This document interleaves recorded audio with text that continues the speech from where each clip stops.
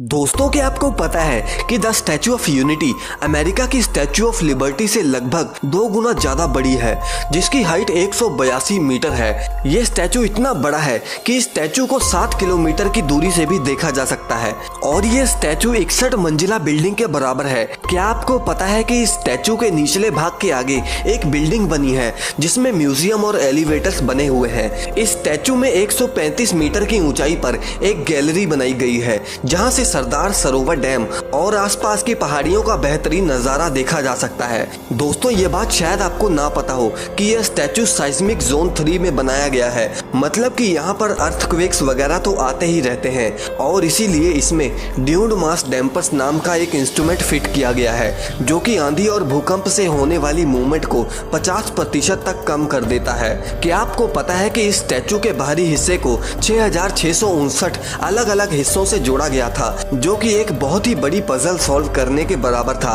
अब आप ये सोच रहे होंगे कि आखिर इतनी खूबियों के बाद भी ये स्टैचू फेल कैसे हो गया। दरअसल दोस्तों, आपकी जानकारी के लिए मैं बता दूं कि इस स्टैचू को 3000 करोड़ रुपयों में तैयार किया गया था, जिसमें सिर्फ स्टैचू की कीमत 1350 करोड़ रुपए है, जो कि 180 मिलियन डॉलर्स के बराबर है। लेकिन आपको कंपैरिजन के लिए मैं बता दूं कि इससे पहले वर्ल्ड का सबसे ऊंचा स्टैचू चाइना के स्प्रिंग टेम्पल में लॉर्ड बुद्धा का स्टैचू था। ये बात आपको हैरान कर देगी कि वो पूरा का पूरा स्टैचू 55 मिलियन डॉलर्स में बनाया गया था और सिर्फ स्टैचू की कीमत की बात करें तो वो थी 18 मिलियन डॉलर्स। अब आप इस कंपैरिजन पर नजर मारिए कि वर्ल्ड का दूसरा सबसे ऊंचा स्टैचू 18 मिलियन डॉलर्स में बना था, लेकिन इस दुनिया का सबसे ऊंचा स्टैचू 180 मिलियन डॉलर्स में बना था, मतलब कि 10 गुना ज्यादा पैसों में। अब कुछ लोगों का ये मानना होगा कि ये सारे पैसे तो रिकवर हो ही जाएंगे जब यहाँ पर टूरिस्ट घूमने फिरने आएंगे, लेकिन official press release statue of unity की तरफ से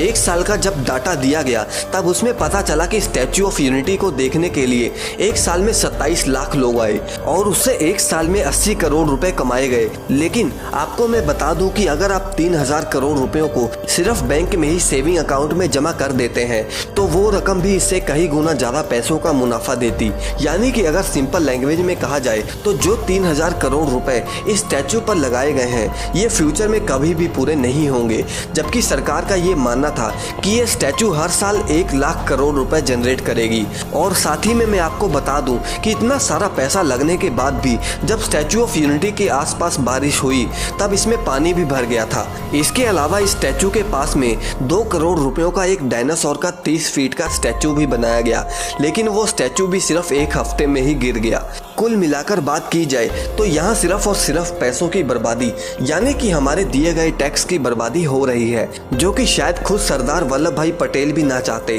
और आपको मैं बता दूं कि इतने पैसों में Sardar Patel memorial, medical college, university, sports park, library, hospital के अलावा भी बहुत कुछ बनाया जा सकता था। अब कई लोगों का ये मानना है कि भले ये स्टैचू पैसों की सेंस में अच्छी रिटर्न ऑफ इन्वेस्टमेंट ना हो, लेकिन ये एक बहुत ही अच्छी टूरिस्ट साइट है जो कि लोगों को नौकरी भी प्रोवाइड कर रही है। लेकिन अगर नौकरी प्रोवाइड करना ही मेन मोटिव होता तो इसे और भी अच्छे सेंस में किया जा सकता था, जैसे कि अगर सरकार स्किल डेवलपमेंट सेंटर खोल लेती तो और भी ज्यादा लोगों को जॉब्स मिल सकती थी। और साथ ही में आपको ये तो पता ही होगा कि ये सभी टूरिस्ट अट्रैक्शन पिछले 2 सालों से कोरोना काल में बंद ही पड़े हुए हैं, और अगर इसे टूरिस्ट अट्रैक्शन के मोटिव से बनाया गया है तो इतने पैसों में तो और भी काफी शानदार स्टैचू बनाया जा सकता था। जैसे कि आप इस स्टैचू को देखिए, इस स्टैचू को 100 करोड़ रुपयों में बनाया गया है, जो कि एक काफी पॉपुलर टूरिस्ट अट्रैक्शन है। दोस्तों, इसके साथ साथ ये भी कहा जाता है कि इतनी महंगी मूर्ति बनाने के बाद भी इस मूर्ति में दरारें पड़नी शुरू हो गई।